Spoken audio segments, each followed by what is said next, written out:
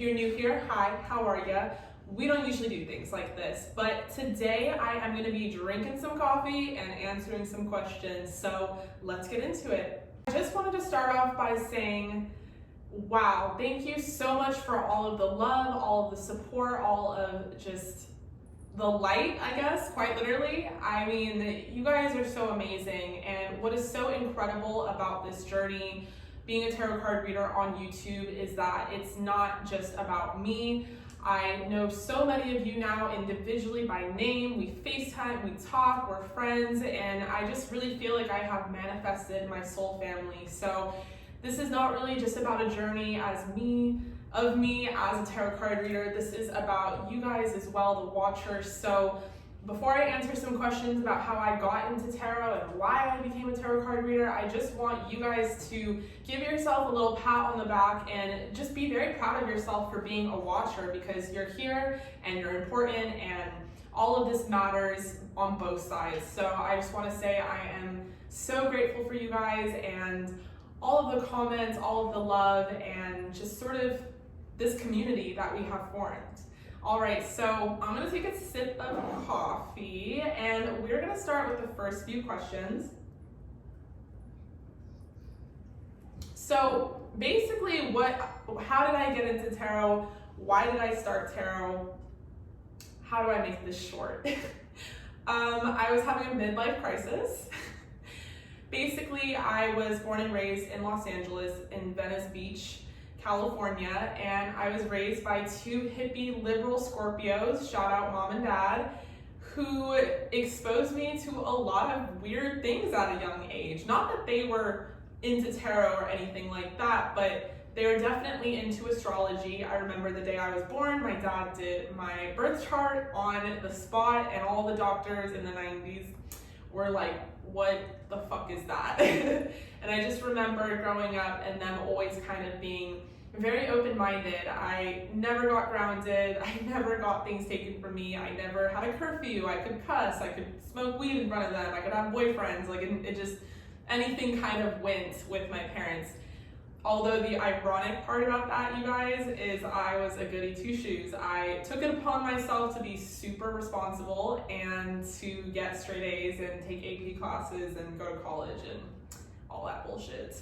And honestly, they were kind of against it because low-key they didn't want to pay for it, so they were not really in support of it. But I ended up getting into UCLA and deciding to go there and major in media and marketing studies. And I was at UCLA for 2 years and it was awful. I mean, I must admit, although I was a straight A student and I took a bunch of AP classes, school was not for me. It was not for my brain. I was not the draw in the lines kind of kid, and the structure was very stressful for me, and I just felt like it didn't support my way of thinking. But I kept forcing this very linear lifestyle because I felt like it was the right thing to do. And I wanted to do the right thing and have a stable job and be a real adult and all that fucking bullshit that is basically brainwashed into our head as a young kid. And I ended up being an assistant for a broker in real estate development, which was really big in Los Angeles. So you would basically tear down a house, and I wouldn't say it was a flip because we weren't doing flips. We would just find like a lot or a tear down and we'd create like a brand new single family unit out of it. And I worked for him as an assistant part-time while going to UCLA, and I worked to get my real estate license with him, and he offered me a job full-time. So I dropped out of college because I was already miserable, and I worked for him full-time. Come to find that he was an awful person, really, really bad person, and I ended up leaving his company and going to work for Rodeo Realty Beverly Hills under Roger Perry's brokerage. Shout out Roger Perry for firing me. Love you for that. No, seriously, I do, because that is really the turning point. That is how I found tarot. But I was surrounded by so many incredible people at Rodeo Realty that like loved me so much that they kept me on the team even though they probably shouldn't have. And I just kept running into walls. And I think that's how things work in spirituality. I think that you know, when something's not meant for you, like, goddamn, there are so many obstacles. And when something is meant for you, the abundance follows. Everything just falls into place. However, I had not realized that that was tarot card reading on YouTube just yet. Basically what happened is I was unemployed and I was very depressed. And I had always struggled with depression, anxiety, but I'm not gonna get into a sad story about my mental issues because it's not that relevant. Although I do have to say tarot is a great form of therapy. But I was just doing a lot of drugs and partying a lot and drinking a lot and just being a delinquent, basically. I was just doing all the things I didn't do as a teenager, which I probably should have done then. And I went onto YouTube, and I kid you not, I literally typed into the search box, "What the fuck now?" And I don't know what I was expecting to see, maybe a Tony Robbins speech, maybe a fucking TED Talk, but I definitely wasn't expecting to see a pick a card. And this was a pick a card from a lovely reader named the Gem Goddess, and I am not afraid to give credit to people, just saying. And she actually had a video titled "A Year From Now," and I clicked on it, didn't know how to pick a card, but I knew I was drawn to one very specific pile. And in that video, she said I would be a tarot card reader on YouTube. Yeah, like very specific. She didn't say YouTuber, she was like, "You're gonna read cards on YouTube just like me." And I was like, what are you talking about? But there was so many synchronicities in the reading that I was like, how does this not apply to me? Like, she's literally reading my whole life, and I just feel like I have to take it to heart. So because I lived in Venice Beach and it's already pretty liberal, there was a lot of different crystal stores and bookshops, and so I decided to like go on a little date with myself and go into one of them, and I bought myself a tarot deck, some crystals, started off all cute and novice with my little incense, and I just started reading for myself, and I was so bad at it, I had to like look up every single definition on Google in order to understand what the fuck it was saying. In fact, to the point where I would journal it, like I would write down the spread and what it meant. I would do my mom's spread, I would do my dad's spread, I would do my girlfriend's spreads. I would just, you know, I was doing the spreads for everybody and stuff, and I didn't really click. Like everyone was like, "Ah, ooh, awesome, cool," and I'm like, "Yeah," but it didn't like click until that December of 2019. I went up to the Bay to see my family, where all my family lives in Northern Cali, and my parents' side are kind of split. My dad's side is very Catholic and conservative, although they have spiritually awoken themselves, flash forward, and they're very traditional. And then my mom's side of the family they believe in hard work, so they don't want to give credit to God or anything. They're like, "I did that, like I work for that shit," which is understandable. So two very different types of family, all kind of same values, and tarot card reader, what? So my only gift to give people that year was a reading, because I was broke and unemployed and pretty much on drugs. And I, one by one, gave everyone a reading on both sides of the family. And I hadn't seen them in a year, so I didn't know what I was talking about. I didn't know what was necessarily going on in their life. I know that's kind of sad to admit, but I just didn't know like the details of their life. And they weren't very reactive, so I didn't know if I was hitting anything on the head. I didn't necessarily know if I was on point. And it just kind of took a while, like within the family. I finally went to my uncle's house, and he had a huge dinner party, and I was with my cousins, and we're all getting drunk and doing cards and stuff, and everyone is like, "Wow, this is really crazy." And my uncle, shout out Uncle Gene, Taurus, he is the biggest non-believer you have ever met. And he was like, all right, it's my turn. So he sits down and I do his cards, and obviously I had no fucking clue what was going on in his life, of all places, of all things. And I talked about a situation in which he had to let go or terminate a lot of employees or people within his career, and how it just was like a 10 of swords energy on him. Like he just felt very defeated. And this is someone who is not reactive, not emotional, and he just broke down in tears and started crying because he had to lay off a bunch of his employees right before Christmas that year. People that he knew their families, he knew their kids. He didn't want to lay them off. Corporate made him do the dirty work, and he was just in absolute distress about that move. He kind of felt like he should have just left too, because that's how awful he felt. And it was in that moment that I realized the impact of tarot, and not just on my life, but just collectively, just the fact that sometimes we are met with a fork in the road and we don't necessarily know where to go from there. And to seek out a therapist, to seek out drugs, no. To seek out maybe a biased friend or family member, okay. But to seek out something as blunt and authentic as tarot that will just tell you fucking straight, yeah, sometimes we need that. And it made me realize that, you know, I need this in my life. I need more of this. I grew up in Los Angeles, and although that is so great, it's very fake and it's full of a lot of fluff. And I dove headfirst into the fluffiest, fakest industry there was, real estate. And I had a whole life of people not telling me how it was and what it really is, and just not being real with me to my face. So much so to the point where I never really actually found that. I had to get that through spirit, through my guides, through the angels. And it was that kind of bluntness that put me on the right path. It was that kind of bluntness that saved my life. And you know, sometimes we just need like a fucking punch to the face. It's that simple. And so the next 2 days after that, we're still Christmas 2019. I just got this fucking voice in my head. Maybe you could argue that I had voices in my head all this time, but I never paid attention to it. There's an oracle deck somewhere in my shelf that says trust the niggle. This was a niggling feeling, quite literally. And the spirit guide, which I later learned is a warrior, and that's why they're so aggressive, was like, bitch, get the fuck up. I was watching TV.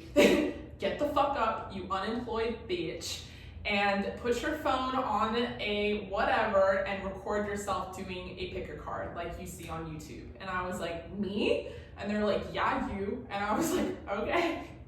So I did it, and I was like, okay. And they're like, put it on YouTube. And I was like, excuse me? And they were like, put it on YouTube. And I was like, I don't know about that one. Like, I don't even know what I'm doing. What am I even saying? So I put it on YouTube, and I just let it be, because I'm not a YouTuber, wasn't a YouTuber, and no one knew me. I didn't have any subscribers. Like, okay, the video exists, no one's gonna see it. I wake up the next day and the video went viral, and then I got another niggling feeling to do another one, and it went viral. And then within 1 month, I had 20,000 subscribers, 20,000 different people believing that I was a tarot card reader, that I could do this, that I could do these things. And that January of 2020, wow, I was open for business, private readings and all, and I just dove headfirst into it. And I didn't stop there. I manifested, candle magic, spells, all of it. I did everything. And to think that we're only halfway into 2021 and I'm like in this beautiful house in Austin, Texas, in a completely different life, in a completely different mindset, with a dog right here sleeping on the floor, is just so unbelievable. Like the transformation within 2.5 years, I mean, Jesus. And the things that I've come across on this journey, the people that I've come across, it's just amazing. So that's why I got into tarot. That's how I got into it. That's how long I've been reading. So that answers 3 of the questions that you guys asked. Now for the next question, do I believe in the one? Do I believe that you can have one soulmate? I definitely believe in the one, and I think we have multiple soulmates. I think we have soul sisters. I think we have soul family. I think we have soul friends. And I don't think everyone is meant to be in your life for the long term. I think a soul person in any form is just someone who has agreed to meet you along your destined path. And there might be a past life history with them, but it doesn't mean that it's necessarily romantic. It can be platonic as well. Is the one always going to be a soulmate? Put a pin in that, because I don't know the answer to that question myself. And I don't even know if that's necessary. I think that if you think someone is the one, they're the one. And if they happen to line up with being a soulmate as well, cool, you found yourself a soulmate. Okay, so I'm on the cusp of Taurus and Gemini. You guys keep asking which one I resonate with the most. Taurus. I live a life of routine and structure. I have to go to the gym and I have to eat healthy, and I like routine, and I am an introvert and a homebody, and I love food and I'm lazy, so Taurus. But you know, it's interesting because I have a Gemini Venus, and I'm also Gemini, and I think that comes out in my communication, my ability to talk a good game, to spit a good game, if you will. But I put that one in the pocket and I don't use it unless I need to. So I don't know if I resonate with Gemini as much, other than the fact that I have a lot of Taurus characteristics, but I'm very adaptable. You could put me in any sort of situation. Apparently I will be a chameleon and adapt to it. Okay, so next question. How do you find value in yourself? How do you overcome insecurities? Ooh, that's a good question. How do you find value in yourself? That's a hard question. It's gonna depend from individual to individual. Personally, how I have found value in myself, not quite a linear journey. I mean, even just being in front of the camera right now, like, you should have seen the 4 hours prior to this. Like, how many times I was like, fuck this, like, I don't wanna do this. It's difficult, how to find value in yourself. I think you just need to understand that you're human, and in the areas in which make you feel like not human or not valued, those are the areas that either need to be kicked to the curb, or you just need to surround yourself with a lot more love, a lot more light. Whether that's taking a social media break, whether that's positive affirmations, whether that is being with friends who build you up and not passively aggressively tear you down. And I say passively aggressively because they are friends, and friends are friends. They say they're friends, and then it turns out that it's not that healthy, that they just suck. So, you know, it is a hard journey to find value, especially in a society like this, but I just want you to know up front, if you are doubting that, you are valuable. So if you're watching this, you are so worth everything, and you're so valuable, and do not believe any other person or voice in your head that says otherwise. Okay, so next question. How do you become a boss such as yourself? Bitch, you just get fired from every job to the point where you have to be a boss. Like, I think I just like couldn't hold a job, and I was like, well, I just have to do something where I'm not fireable. And then I think there's that confidence is the key to success card. I know that's in the Moonology deck. See, I don't even need the Oracle. The Oracle needs me. I think just deciding that you don't give a fuck about anyone's opinion of you, your employer, your boss, your manager, and just bossing up, and one way or another. For me, it was not really a choice. It was like a make or break situation. I mean, I always, wanted to sorry, someone's trying to FaceTime me, and they're still doing it. Why? Okay, it's funny because the person that was trying to FaceTime me was in my dream, and it was like a nightmare. So I'm like, why are they trying to FaceTime me? But yeah, I just feel like to become a boss, you just have to find something that you're super passionate about, that you really want to take to the next level. It's that simple. Okay, so next question. How do you manifest? How do I personally manifest, or how do you manifest in general? I personally manifest using candle magic, and I'm really excited to drop my line of manifestation candles coming very soon to my Etsy shop. I'm also going to do little bath ritual line and all that great stuff. But I manifest and have manifested throughout my life by just church candles. I used to use like little church candles in different colors, red, green, yellow, orange, blue, you name it. And then I would write little prayers on pieces of paper. So I totally believe in the power of manifestation. I think I completely transformed my life that way. I think everything around me, from this table that moves up and down. Yes. Okay, I'm just gonna stop. But literally, I wanted this table for so long. Everything around me is something that was once a prayer on a piece of paper under a candle. So that's how I manifest. And then I think the strongest days to manifest is during a moon cycle, whether that is the full moon or new moon or whatever it is. So next question, do I use affirmations? Yes. I do have to admit that I kind of fell off with the affirmations. Like I wasn't doing them as often as I should have, and I did see kind of a negative impact in my life. I now am doing them every single night and every single morning, and the ones that I'm doing actually the most are gonna make you laugh. The ones that I do at night are like, I am wealthy, I am abundant, I look at money as positive energy. And then the ones that I do during the morning are actually for clear skin, because I do struggle with acne, or I guess you could call it hormonal acne, which I guess there's a difference. I don't know, I don't really understand the whole thing. There's a lot of people that are like, it's not acne, it's hormonal acne. And I'm like, well, it's on my face, so it's there, no matter what the fuck it is. And so I do a lot of like subliminals and affirmations for clear skin and all that great stuff. And I do believe in the power of subliminals. My favorite subliminals are the ones that start off with affirmations and then they can guide you into a meditation. Okay, what is my biggest advice for someone on the spiritual journey? My biggest advice for someone on the spiritual journey is to not be hard on yourself. Gosh, oh my God, if I had known that like a long time ago, I probably would have ascended higher or had a lot more progress a lot sooner.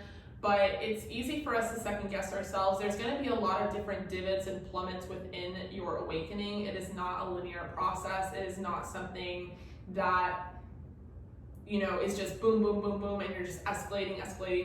There's going to be times where you just fall the fuck off, and that is so normal, and that is so okay. And I don't think we talk about that enough, how okay it is to not always be doing great, how okay it is to not always have a routine, and be so positive. So my biggest advice is to just like go easy on yourself, be gentle with yourself. Okay, and then I'm gonna answer one more question. There's a lot more I could go on for days, but the last question I'm gonna ask is, how do you connect your intuition and find your spirit guides? So honestly, if I'm being honest, it took me a long time to figure out who my spirit guides were, and I still am figuring them out, and I still have to see other people in order to really truly understand them, because apparently there's a lot of them. But how I connect my intuition, oh my God, this is big. We live in a culture of fast stimulation.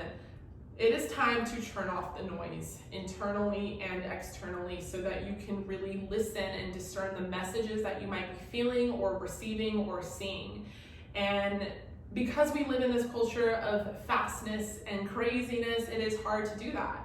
So my biggest advice to connect your intuition and your intuitive abilities and gifts is to try meditation. I know that word is thrown out a lot, but I think it's important to, you know, silence your mind so that you can really, really listen to your intuition, because I can see how it would be difficult to connect if the TV's going and Instagram and Spotify and just all these different things. And then once you finally shut all those things off, your mind is racing. So it's important to get comfortable with silence and understanding that you're never truly, truly alone.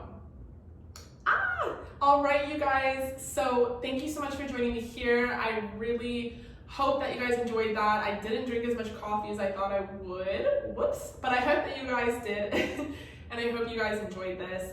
Thank you so much for all of your love, all of your support, all of your light. I am sending that right back to you. And I hope that I will see you guys at my next video, which will not be in front of the camera, but dependent on how you guys like this, I don't know, maybe I'll do cards in front of the camera. Who knows? Who knows? I'm leaving it open.